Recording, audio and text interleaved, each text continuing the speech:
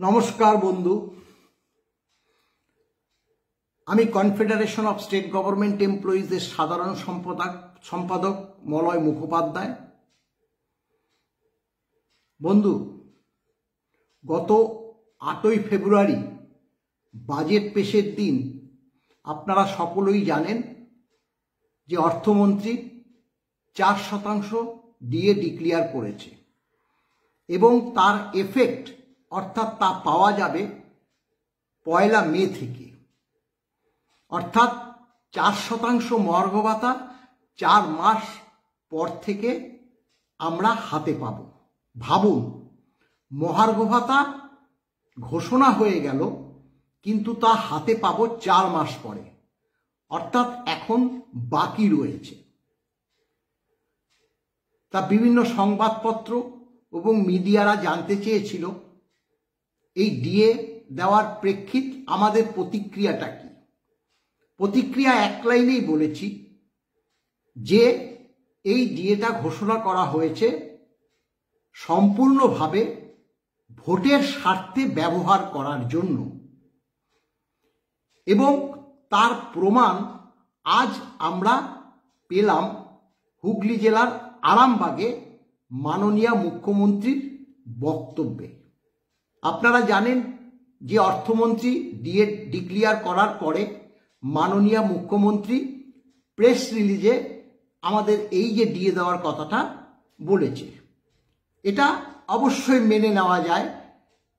কিন্তু তারপরে এই যে সরকারি কর্মচারীদের 1 মে থেকে আরও 4% ডিএ ডিক্লেয়ার করা হয়েছে, এই ঘ্যানঘ্যানানি অর্থাৎ ভোটের স্বার্থে তিনি এই যে 4% মহার্ঘ ভাতাকে ব্যবহার করবে সেটা আজও প্রমাণ হলো।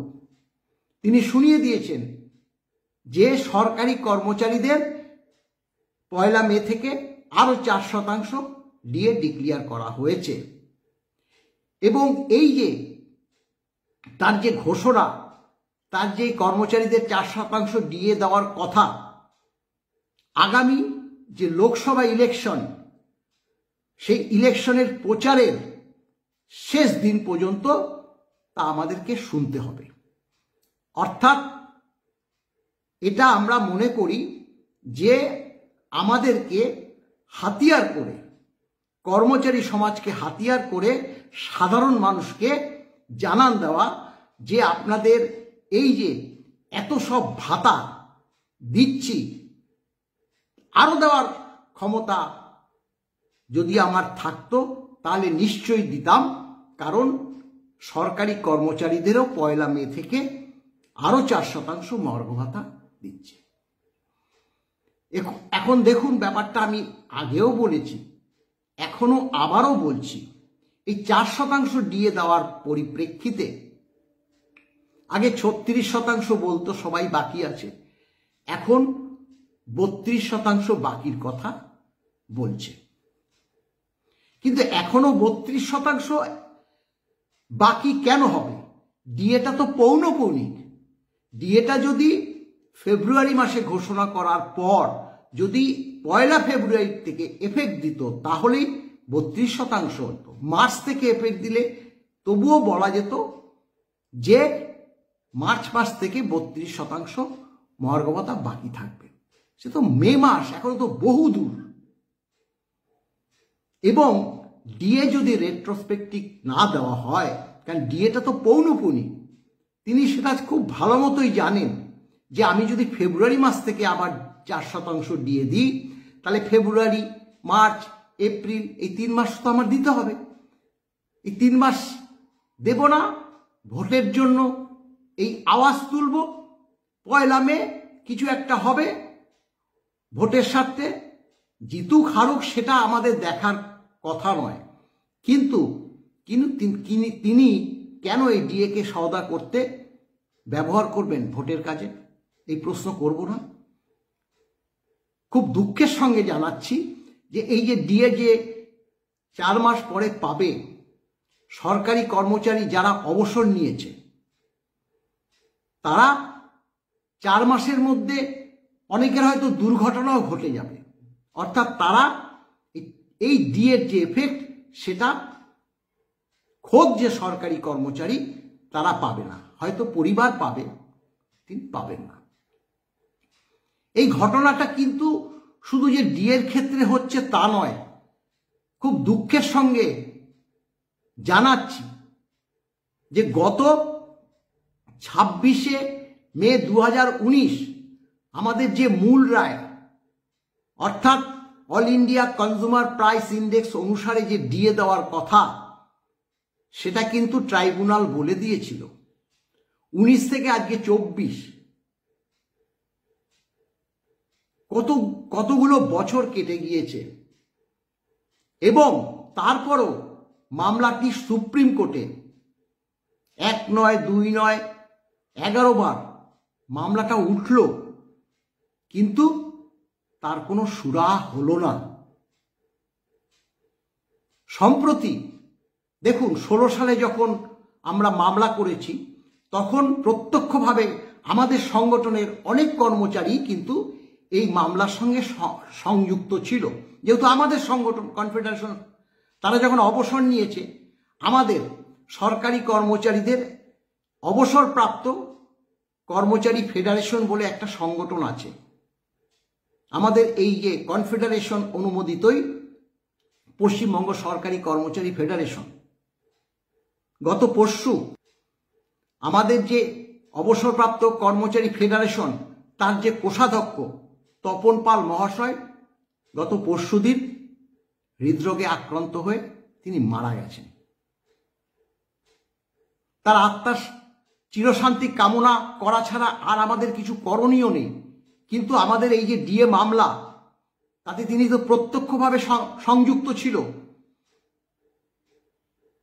আমাদের কর্মচারী ফেডারেশন থেকে যে আর্থিক সাহায্য করা হয়েছে তার হাত থেকেই, কারণ তিনি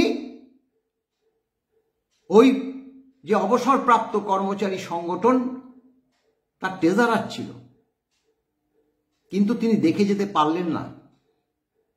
এর দায়টা কার? এর দায়টা কি আমার? এটা কি দেশের নয়? গত নভেম্বর 22, মাফ করবেন, গত নভেম্বর 28, 2023 থেকে এই গত 5ই ফেব্রুয়ারি 2024 সুপ্রিম কোর্টে 11 বার মামলাটা উঠল। বহু অবসরপ্রাপ্ত কর্মচারী, কারো বয়স 70, 72, 75, 85, 90 বছর পর্যন্ত অবসরপ্রাপ্ত কর্মচারী আছে, যারা আমাদের ফোন করছে, মলয়বাবু আপনাদের যে সংগঠন যে ডিএ মামলা, সেটা কি আমরা আর দেখে যেতে পারবো? এর উত্তর আমরা দিতে পারছি না। এর উত্তর আমাদের কাছে জানা নেই। All India consumer price index অনুসারে সরকারি কর্মচারীরা যে ডিএ পাবে, সেটা ট্রাইব্যুনাল বলেছে, মহামান্য উচ্চ আদালত বলেছে, সরকার সেটা এসএলপি দায়ের করেছে। সরকার বলছে না, all India consumer price index অনুসারে ডিএ দেওয়া হবে না, কারণ ডিএ ঐচ্ছিক। ডিএ যদি ঐচ্ছিক হয়, সুপ্রিম কোর্ট বলে দিক। ডিএ যদি all India consumer price index অনুসারে হয়ে থাকে, সেটা বলে দিক। যেটা বলে দেবে সেটা আমরা মাথা পেতে নেব। দিনের পর দিন সুপ্রিম কোর্ট এইভাবে যাতে সময় অতিবাহিত না করে, করজোড়ে আমরা আবেদন করছি, নিবেদন করছি। আগামী 18ই মার্চ 2024 আবারও মামলাটা আছে। বিচার করে দেখুক, বলুক না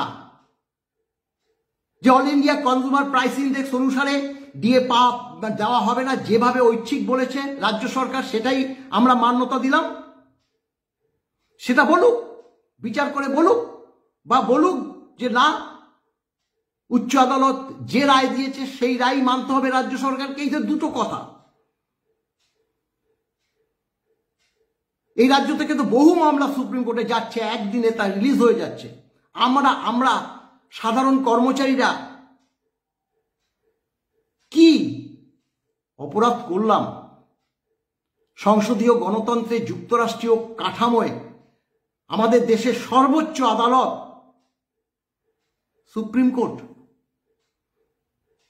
সেখানে বিচারটা এতদিন ধরে আটকে থাকবে?